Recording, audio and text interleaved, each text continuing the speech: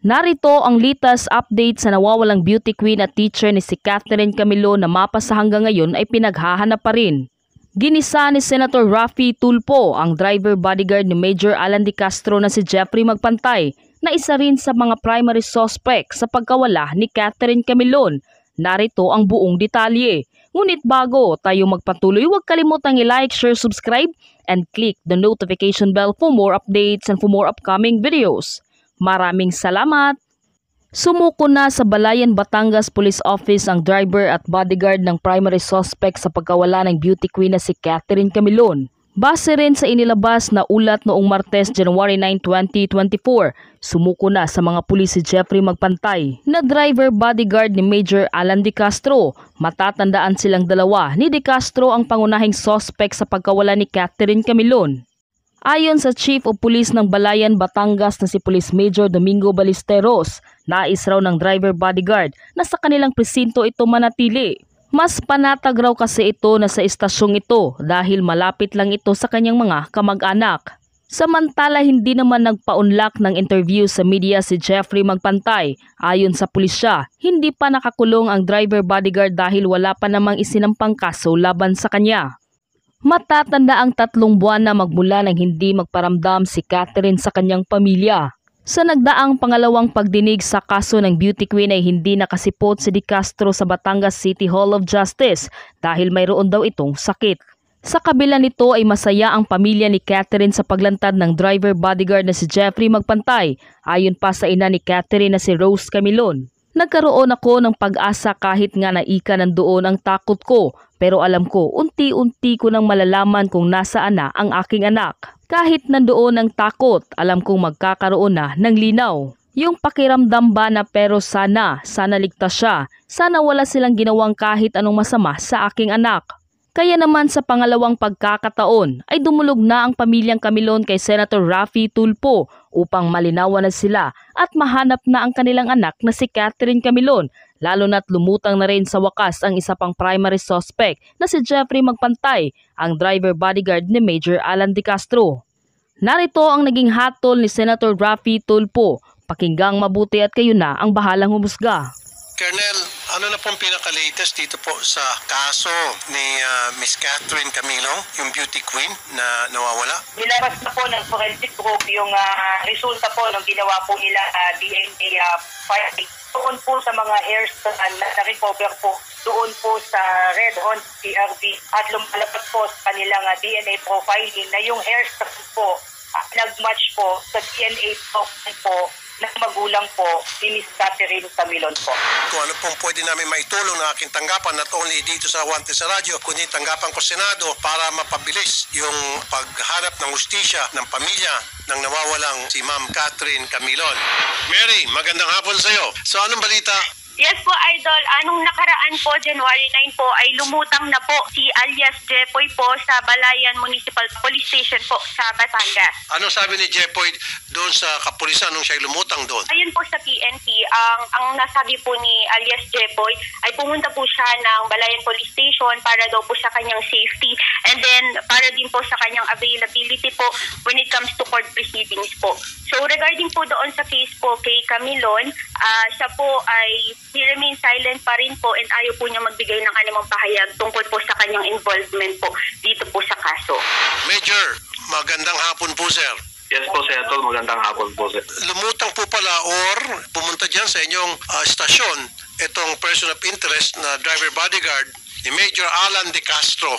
Ano pong sinabi sa inyo nitong si Jepoy? Pumupunta po na sa amin para ipakita po na willing po siya makipag-cooperate at isubmit po sa kanya yung kanyang sarili para sa legal process po ng kanyang kaso. Okay, pero bakit daw po siya nagtago after the incident? Senator, pagdating po sa mga iba pong issues po ng tungkol po sa mga reasons po, wala po siyang sinabi. Basta sinabi lang po na sa amin ay basta nanggaling daw po siya sa Rosario, Batangas at makapag-decide daw po siya para po yun na po, harapin po yung kanyang kaso ay magpakita na lang po talaga at may pag-cooperate po sa kapulisan dito. Nakausap niyo ba siya mismo, Major, sir? Yes po, Senator. Nakausap ko po mismo po. So, nung makausap niyo po siya, I'm sure tinanong niyo po siya kung nasaan siya nung time na diniklarang nawawala si Catherine. Yes po, Senator. Sumasagot lang po si Mr. Jeffrey Magpantay sa questions po ng personal na data po regarding sa kanya. Kaya nga po, so Opo. di ba siya po ay personal Opo. driver bodyguard, Opo. tama, ni Major? Siya po ba ay member ng PNP o civilian po siya? Civilian po, civilian. So hindi po siya organic member ng ating Philippine National Police? Hindi po, hindi po. Okay. Nasaan daw po siya nung time na nawawala itong si Catherine at bakit siya ay hindi ma-accounted for? Yun po, Senator, pagdating po sa part po ng mga ganun po, ayaw po na sumagot. Paano ba yung demeanor niya, yung forma niya, yung pananalita niya? Gusto lang po malaman ng mga kamag-anak na ngayon po ay nakamonitor sa atin. Ayun po, yung pagdating po sa sa kanyang kaso, ang lagi na po niya statement is siya po daw po ay may legal counsel na at yung kanyang case daw po ay ongoing preliminary investigation. So, isinasubmit lang po niya mismo sa legal files lang yung kanyang kung sakali man siya itatanungin daw po, ay dapat po ay assisted po siya ng kanyang counsel. Okay, naintindihan natin yan. Yung Karapatan niya po yun.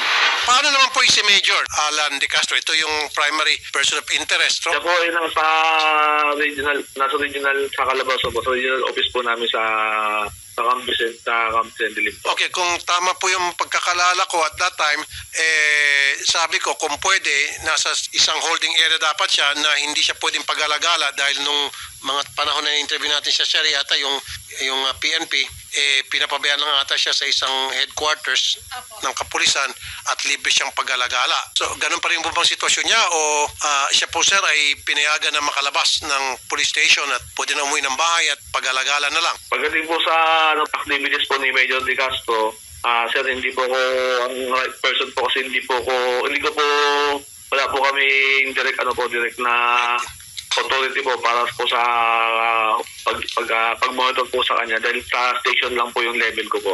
Yes sir, yes sir. Sir, siya ho ba ay inyo pong niyaya na magpa-lie detector test? In-offer niyo po ba yun sa kanya? Ay, hindi po, Senator. Bakit hindi niyo po in-offer?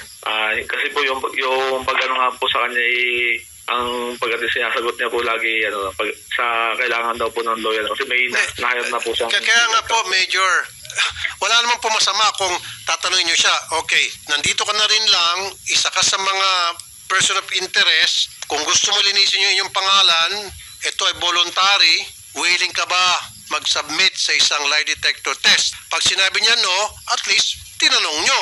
Sige po, Senator, Hindi po tinanong yun. So, hindi po kasi po, ang mismo part po ng investigation po talaga ng is hindi na rin po na sa police station po namin po. Sorry po, Major Sir, hindi po ako naging makulit dito. Naguguluhan lang po ako. Kasi kung sa akin po yung pumunta rito, nagpakita siya para sabihin sa akin na Sen Rafi, nanganganib yung buhay ko o pupunta ko rito para ipakita sa inyo na wala ako itinatago, kaya nandito ako. Then, marami po ako itatanong sa kanya. Nandito na rin lang siya, di ba? Kung napapansin niyo po, pag may sumusurrender sa akin, tinatanong ko po yung sumusurrender sa akin, binibigyan ko siya pagkakataon magsalita, etc. Sinabi niya, ayokong sagutin yan, okay. At least, alam natin kung paano tutungo yung direksyon ng pag-iimbestiga. At least you did what you're supposed to do para yung mga kamag-anak makita nila, mabasa nila na talagang ginagawa nyo yung inyong tungkulin. Yes po, Senator. Yung sa amin po ay ang purpose po ng po niya nga po talaga ay pag-appeal po kasi po kung may mga kailangan po sa kanyang legal counsel niya, available na po siya, talaga malapit din po siya. Part po ng questions po na doon po sa mga ganun po. Ang in charge po kasi po sa investigation po ng personally po, kaya po yung CIDG po nagpunta po dito sa kanya nung time po na surrender po siya. Immediately po pumunta po ang CIDG po dahil sila po ang in charge po sa investigation po ng tao. Hindi po ay nagkaroon ng pagkakataon na magtanong sa kanya, sir? Nagtanong din po ako, pero yung personal information lang po talaga po ang aming po. Kaya nga po, Major Sir, I'll teach you. Next time, tanongin niyo po yun. Kasi pag sinabi niya na, o sige, magpapalay detector test ako, then ilay detector test nyo, doon may kita na wala siyang tinatago, wala siyang kinakatakutan. Hindi siya ninenervyos. Ba't ako ninervyusin? Magsasabi lang ako ng totoo. Malinis yung aking konsensya.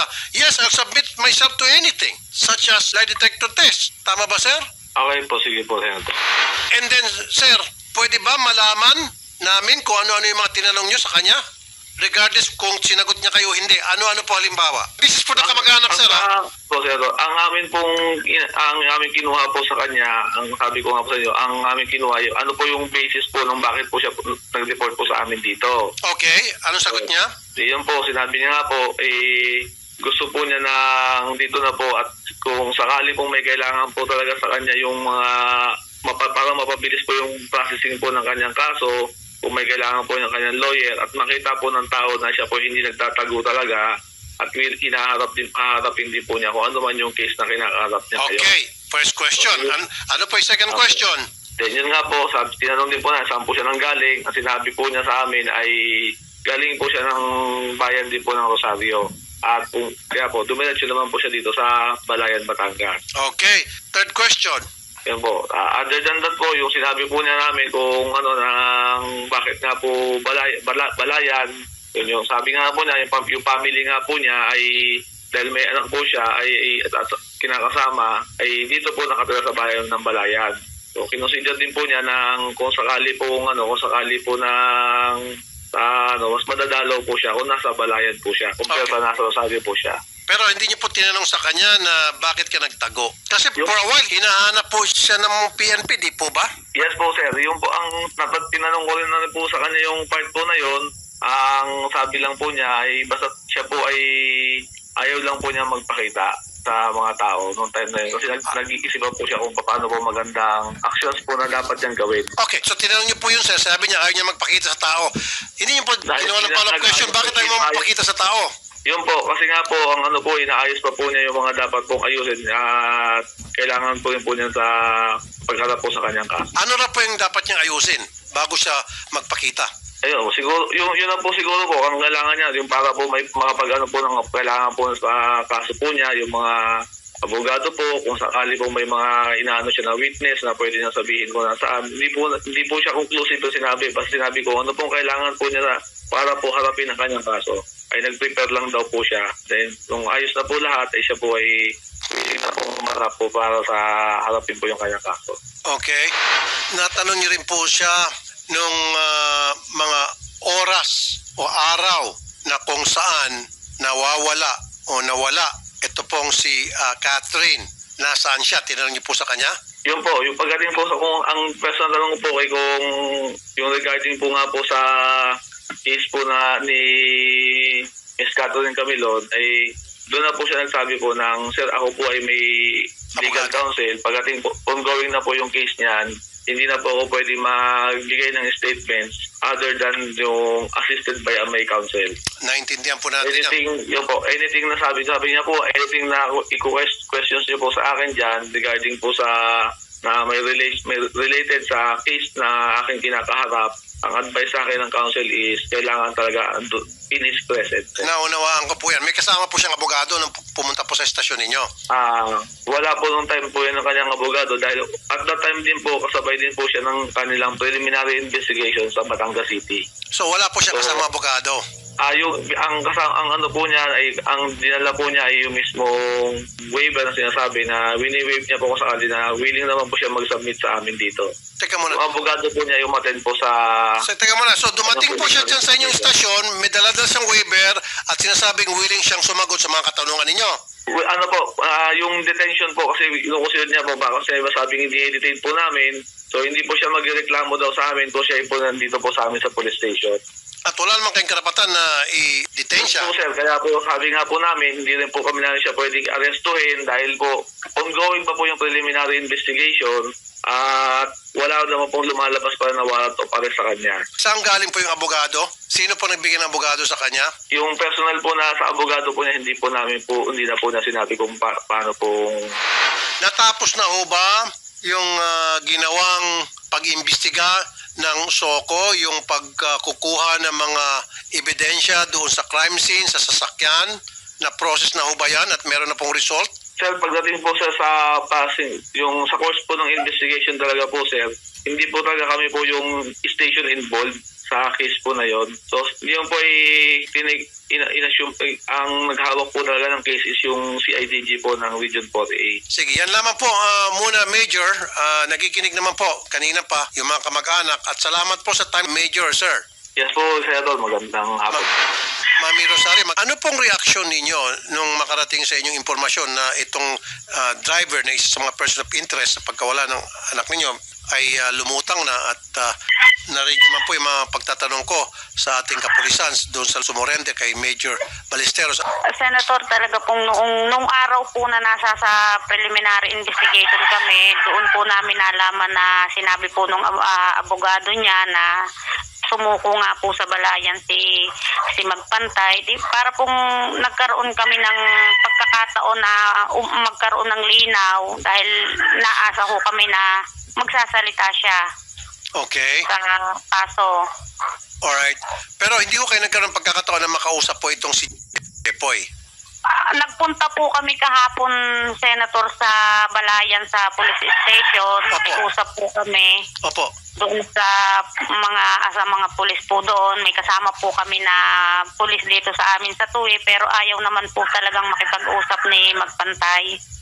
Pero itong si Magpantay, dati po, nakakausap niyo po ito, nakikita niyo po siya. Dahil driver nga po siya ng... never niyo pa siya nakita. Nalaman niyo na lang nung lumutang siya na ito pala si Magpantay, ito yung driver bodyguard ni Major. Opo. So ayaw po kayong kausapin. Ayaw po niyang makipag-usap kahapon. Pero nakita niyo po siya. Hindi naman po kami dinala ng pulis doon eh.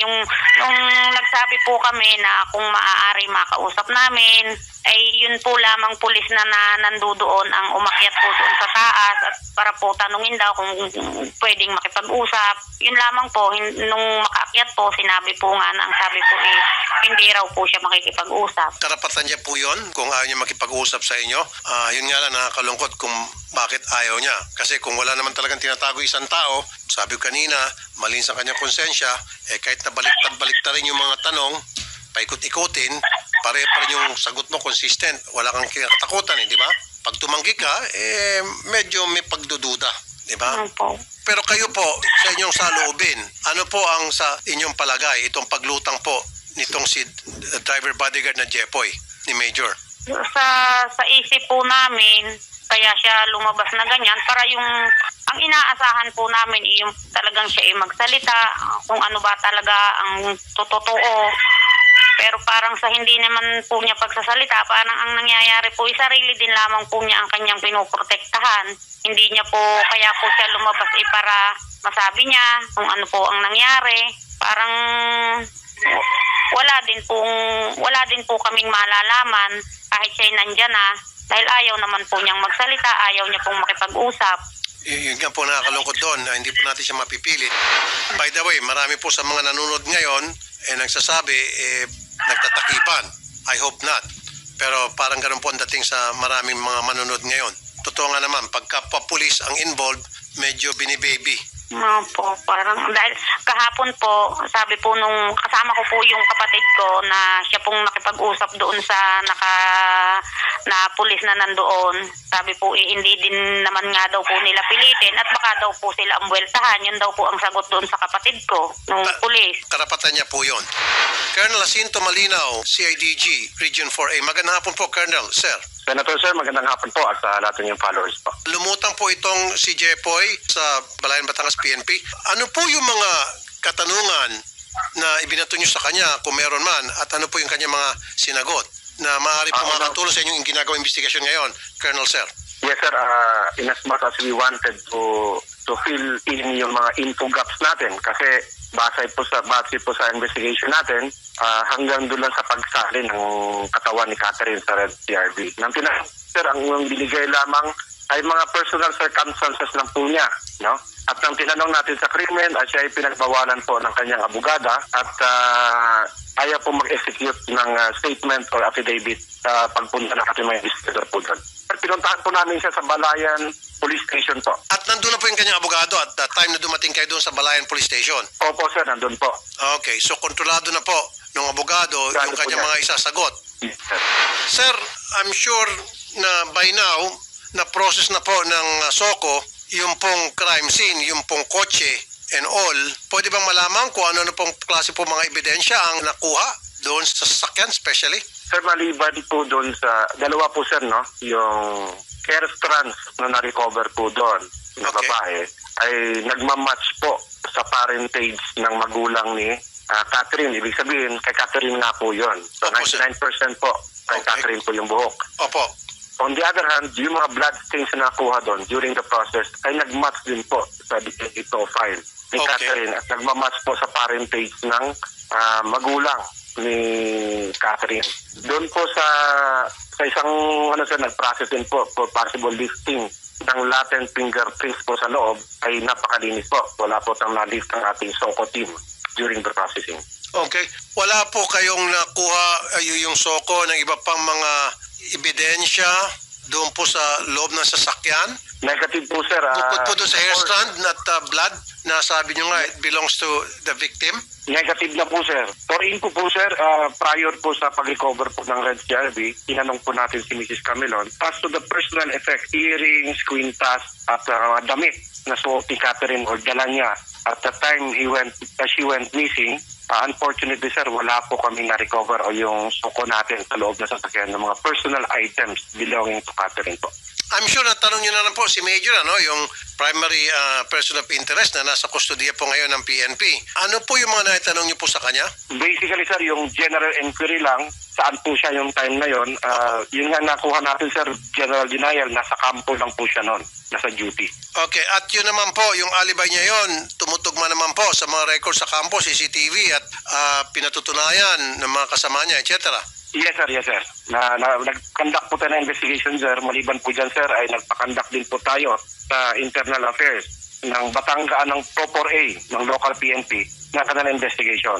So far, sir, wala kami nakitang sir, record na that would disprove na wala siya sa kampo. So ang ibig sabihin, meron pong mga record magpapatunay na nandun siya sa kampo ng mga Yes, sir, insidente. just like the certificate na nag-duty sa sir, nung time na yan kasi meron kaming duty detail every day, sir, sa PNP. Okay. So sino pong pumirma doon sa duty record? Sir, hindi ko lang ma-recall, sir. Meron pong duty officer every day po yan, sir. Kaya nga po, paano ba siya? Pag naka-duty po siya, nakaupo lang po siya sa desk?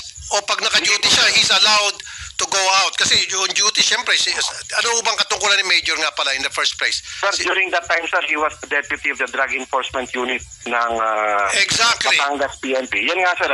Kaya nga, so kung ibig sabihin, kung sa anti-drugs po siya, then kasama sa kanyang duty ay rumonda o lumabas o mag-operate. Tama? Yun nga po, sir. Yun nga po, sir. Oh, so pwede nga sa duty siya, pero nasa labas siya. Sir, tama po kayo, sir. Tama po kayo. Thank you. So, yes, Thank sir, you. tama po kayo. So hindi natin pwedeng sabihin na porke siya nasa duty, so hindi na siya pwedeng gumawa nung Yes, sir, tao po pinagbibinta yan, sa sir. kanya. Gumagalaw din po yan, sir. Gumagalaw. Exactly. Maliban na lang kung siya ay desk officer na nakaupo lamang doon, nag-aantay ng may magpa-blatter at may CCTV, then malakas na alibay yun. Correct po kayo, sir. Tama po kayo, sir. Okay. Now, last na naman po. Yung pong cellphone ng victim, na-recover, hindi? Hindi po namin na-recover, sir. Yung pong cellphone ni Major De Castro, inyo ho bang ni-request na i-submit sa inyo for forensic? Negative po, sir. Personal effects po niya yan, sir. Naintindihan ko po yan, sir. Pero ang ibig ko sabihin, pwede nyo naman po i-request, o Major, kung talagang gusto mo linisin ang iyong pangalan, pwede bang i-submit mo sa amin yung cellphone mo para ipa-forensic namin? Did you ask it like that? We have tried verbally before, sir, during the early stage of the investigation, but he declined, sir. Officer to officer. Okay. Medyo declining siya, sir, mag-comment. Okay. So, marami kayong mga tinatanong sa kanya na makakatulong sana sa pag-imbestiga ninyo, pero he always declined. Yes, sir. Yes, sir. Ayun. Okay. Ito bang si Major napa-drug test na po ng kanyang unit? Hindi po namin siya hawak, sir. I'll coordinate with proper officer as to that matter, sir. Paano ba kinakalap ng SOCO yung mga ebidensya tulad nito sa loob ng kotse na kung saan minatagpuan ng hair strand at blood ng biktima? Sir, based on my coordination with them, sir, meron silang mga luminol test, yung nag-apply ng chemical sa loob para makita yung blood stain. In our naked eye, sir, hindi po natin makikita yon. And also, so, they also conducted vacuum, sir, para makuha yung mga pieces of particles din, sir, sa loob. Kaya na-retrieve nila yung mga hair strands. Meron pong iba na, if I'm not mistaken, sir, out of the 19 strands, merong few strands doon ng sa lalaki. Okay. Yan po, sir, ay nasa pangalaga pa rin ng SOCO. And we are also, in our committee meeting, sir, with Proper A, we are also discussing with the legal team namin as to paano namin makuhanan ng sample itong mga respondents natin, the suspects na Di Castro, So, yan, sir, ay subject for agenda namin, sir, sa next meeting namin, sir. Very good. At least, medyo may napupunta na po itong ginagawa niyo investigasyon. Ayon, medyo nagbago na po yung aura ng pamilya ng biktima. Natanong niyo na ho ba kay Major Di Castro kung willing siya na magbigay ng sample ng kanyang buhok para magkaroon ng imamatch? Pagkaya nang na-mention ko kanina, sir, ang aming strategy, sir, ay will go to the legal team namin. Baka pwede na siyang i-compel ng investigating prosecutors to produce. Kasi, sir, kung ganyan, sir, ay typical reaction, sir, ng isang suspect na ganyan, ay declining talaga yan, sir. Okay, nasa legal maneuver nyo na po yan. Okay. Yes, Pero sir, yes, sir, maganda po yung mga napapakinggan natin ngayon. At nakikita ko na nga po, medyo okay yun sa mga kamag-anak ng victim. Kanina po, sobrang lungkot nila. Ngayon, parang nagkaroon silang pag-asa.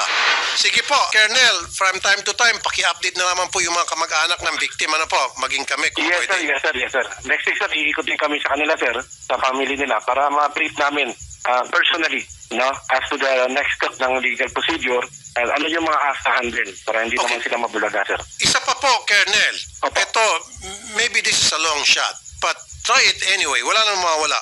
Yes, So, pwede niyo po sigurong i-request sa mga relatives, kasi baka mamaya meron dyan mga relatives ni Major Di Castro na gusto talaga malaman ng katotohanan at hindi nagkukonsinti ng mali, they were willing to submit themselves na para doon sa DNA matching. Yes, sir. Kunyari, tatay o kapatid, sino sa inyo dyan, kamag-anak ni Major Di Castro, pwede ba kami gumawa ng cross-matching sa DNA testing? Pag pumayag, bingo. Di ba, sir? Yes, sir. Pwede po yun, sir. Actually, sir, meron po kami mga informal efforts dyan, sir. Doon mismo sa area. And we are also tapping the help of LGU at saka yung mga dating police din, sir, na makakatulong. So, we're hoping for the best, para lahat tayo ay mabigyan natin ng hustisya yung pamilya at harapin niya, sir, kung may problema talaga itong si Major Di Castro. Ito. Opo. Ganon din po siguro yung mga kamag-anak ni Jepoy, di ba? Yes, sir. We're very happy nga, sir. Salamat din kami, sir, sa pressure po ninyo. At sumuko, sir. Opo. We do not know as of now as to his motive. Yung nga, sir, gwardyado, sarado lang talaga ng abogado. Malay natin sa banda-banda rin sa tayo, mag-iiba ang tono. Actually, ako ng reward dito ng 500,000 sa sino man makapagtuturo sa kinaroroonan ni Jepoy. Hindi ko ibibigay yung reward kasi siya mismo ang kusang lumutang eh. Yes, sir. Yes, sir. Tama po kayo, sir. Kami rin, sir, kinoconsider namin yung sinabi po ninyo nung nakaraan, and malawak yung aming research, sir, kung baka meron siyang pending case sa ibang kaso. But so far, it turned out negative, malinis po siya. Okay. Sige po. Diyan lang muna, Colonel. So, like I said earlier, from time to time, we would really appreciate it kung i-update niyo po yung mga kamag-anak maging kabay. Sobrang thank you po, Colonel, ha? Thank you so much. Walang anuman po, sir. We will do, sir. We'll comply, sir, doon po sa, sir, observation niyo po. Thank you po. Mabuhay po kayo, Colonel Jacinto Malino, Chief Investigator sa IDG Region 4A. God bless po, sir. Colonel. Buhay din po kayo, sir. Thank you po. Ma'am Rosario, ano pong reaksyon nyo doon po sa mga napakinggan nyo pong aking panayam kay Colonel? Napakagaling itong si Colonel Malino at very clear yung kanyang mga sagot sa atin. Ma'am. Nagpapasalamat po kami sa lahat ng natulong at lalong higit po sa inyo, Senator. Maraming salamat po sa inyong puspusang pagtulong sa amin at kami po ay talagang naasa. Araw-araw po ay kami naghihintay ng magandang balita para po sa kaso ng aming anak. Wala na po kaming ibang hihilingin pa kundi ang magkaroon ng linaw. Ang problema po na ito para po makita namin at maintindihan kung ano po ba talaga kung nasaan po ang aming anak. Maraming salamat po, Senator, sa inyo, sa buo pong staff ninyo, lalong higit po sa inyo. Salamat po ng marami. Magkakaroon din po ito ng linaw at yun po ang aming inaasahan. Okay. Ito po din masasabi ko po, Ma'am, halimbawa, nagdili-dali ang ating kapulisan all of a sudden, okay? Dadaling ko po ito sa Senado, in aid of legislation. Maimbestigahan ko po ito. Kasi meron ng ebidensya eh. Bakit yung ebidensya na yon hindi magamit-gamit? Paano in the future we can use such kind of evidence na na-retrieve sa isang crime scene? Yan po, pwede kong dalhin sa Senado yan. Pero hopefully, hindi na siguro kailangan dahil magaling naman to si Colonel Jacinto Malinaw, makakahanap siya ng paraan na para magkaroon ng cross-matching doon sa nakalap na ebidensya na panglalaki raw, malaman kung kanino yon. At bingo, magkalamanan. Sige, dyan po muna, Mama. From time to time, usap tayo. At kung ano po may tutulong po namin, magsabi lang kayo. Basta't kami po nakatutok dito sa kasong to. Okay? Maraming salamat po, sir. Maraming salamat po, sir. Opo. Salamat po kay Sir Relmer. At